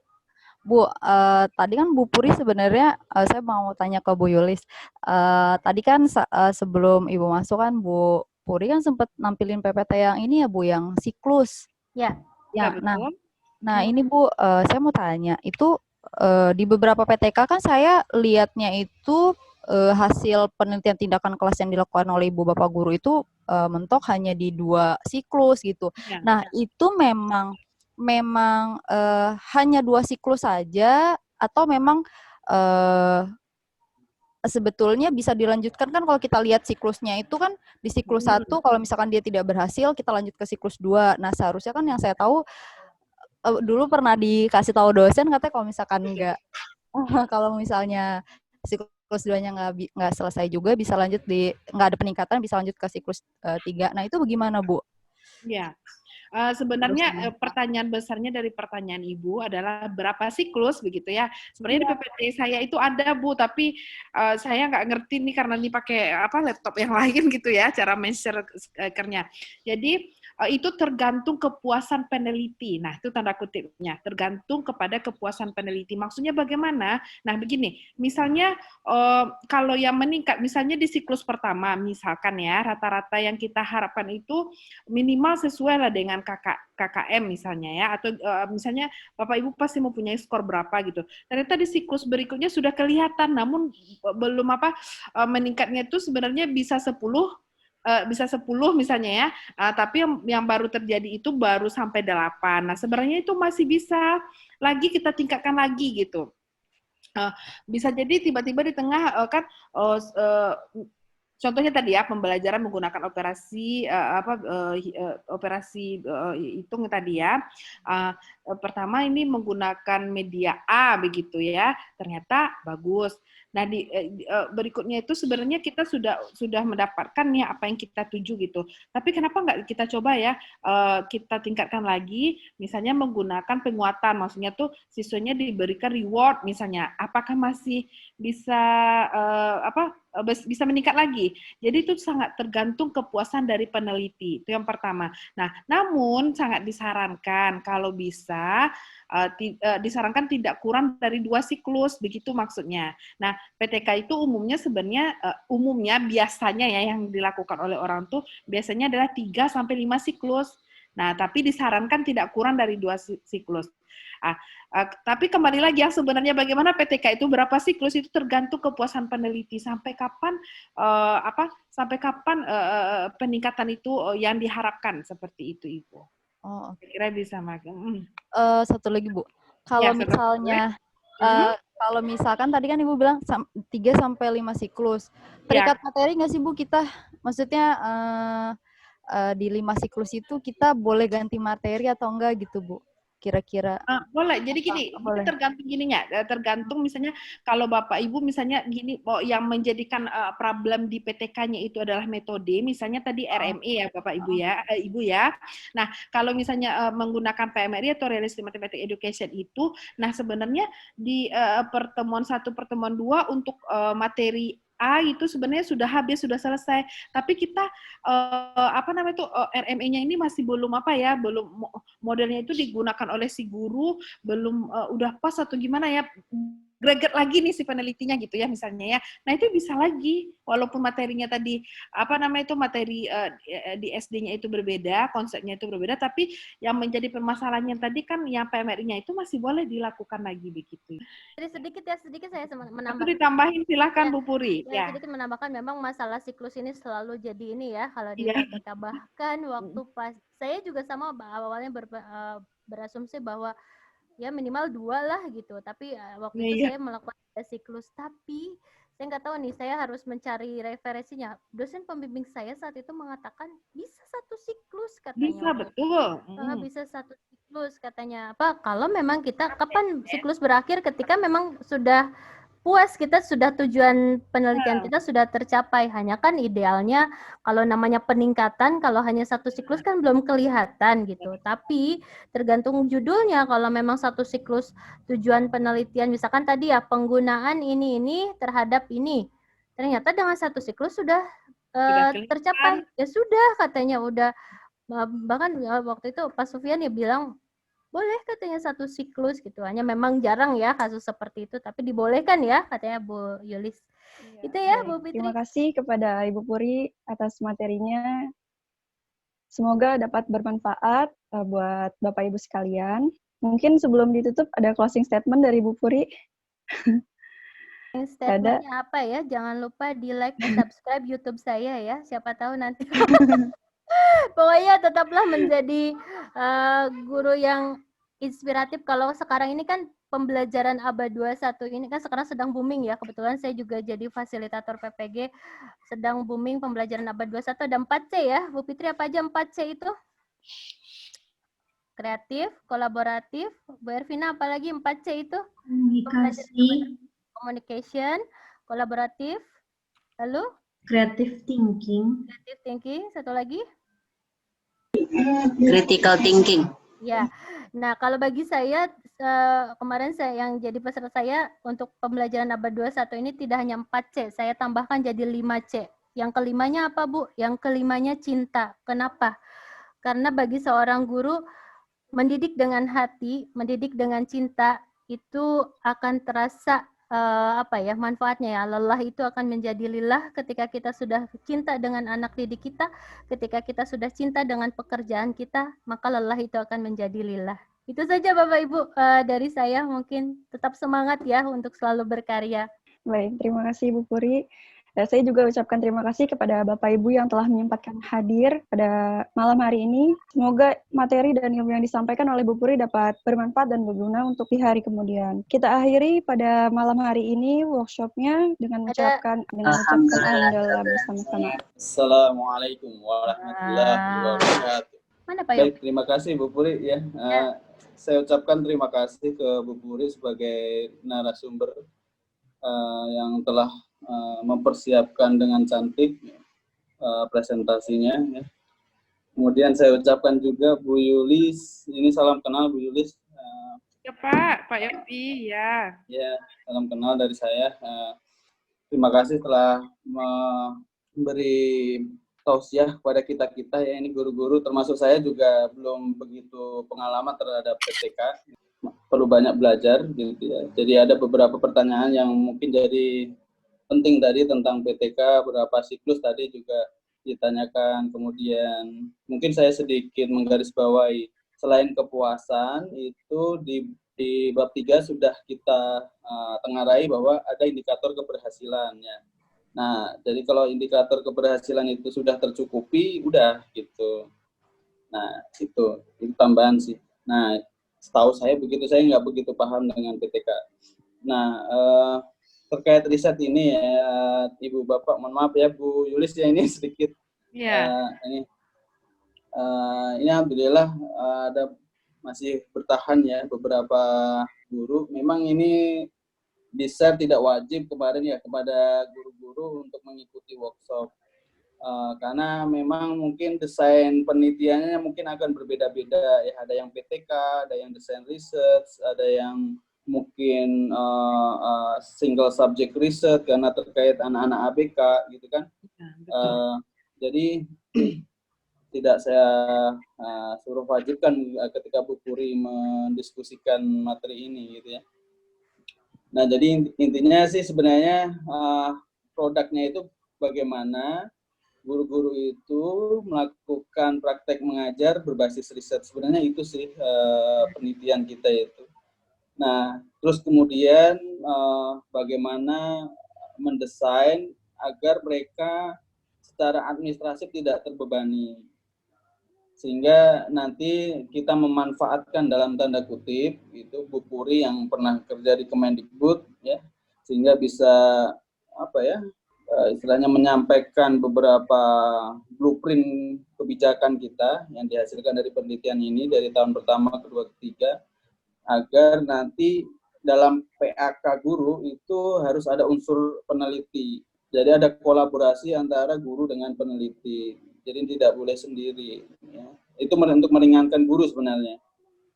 Nah itu nanti desain besarnya nanti belum jadi ya, masih berupa rancangan. Itu sih gambaran riset kita Bu Yulis ya. Iya, iya. Terima kasih sudah memberi warna ya terkait PTK ini. Jadi mungkin kalau misalkan ada waktu senggang bolehlah bergabung lagi, nanti ada sesi terkait materi selanjutnya dari pembicara kita yang cantik ini tentang lesson study ya, dan itu juga tidak wajib bagi guru. Bagi yang mau ikut silahkan, tapi tetap nanti sertifikat ada namanya ya. Jadi kalau misalkan terkait workshop, ini namanya apa? PTK Bu ya? PTK ya. Nah berarti ya di sertifikatnya ada PTK, kalau nggak ikut ya berarti nggak ada gitu ya. Saya kira itu sih Bu Puri, terima kasih sudah sampai 9:30 gitu ya, jam 10 malah ya. Masya Allah ya, Aduh, ini terima kasih juga Pak Yopi, tumben banget ini Pak Yopi nyebut saya cantik ini, kayaknya aduh salah makan nih Pak Yopi, biasanya tidak pernah memuji baik karena sudah dibilang cantik. Ini untuk keperluan laporan juga Bapak Ibu, saya lupa tadi belum foto bersama ya, biasanya kalau kegiatan webinar atau apa ada foto bersama, walaupun beberapa sudah live nggak apa-apa, yang ada saja. Mohon dibuka videonya ya, Bu Dewi, Bu Eni, Fatimah, Mila, Yasinta. Nah, Pak Yopi juga ini penting ya sekarang ini kalau foto bersama dalam Zoom ini untuk laporan juga. Baik ya, saya akan capture ya. 1, 2, 3. Oke, terima kasih Bapak Ibu. Insya Allah bertemu lagi bersama kami ya hari Jumat ya dengan workshop lesson study-nya. Yulis kalau mau bergabung dengan senang hati ya di jam yang sama terkait dengan lesson study. Terima kasih Bapak Ibu, stay safe, sehat-sehat semua. Salam buat keluarga, selamat beristirahat ya. Assalamualaikum warahmatullahi wabarakatuh. Waalaikumsalam warahmatullahi wabarakatuh. Terima kasih Ibu Puri semuanya.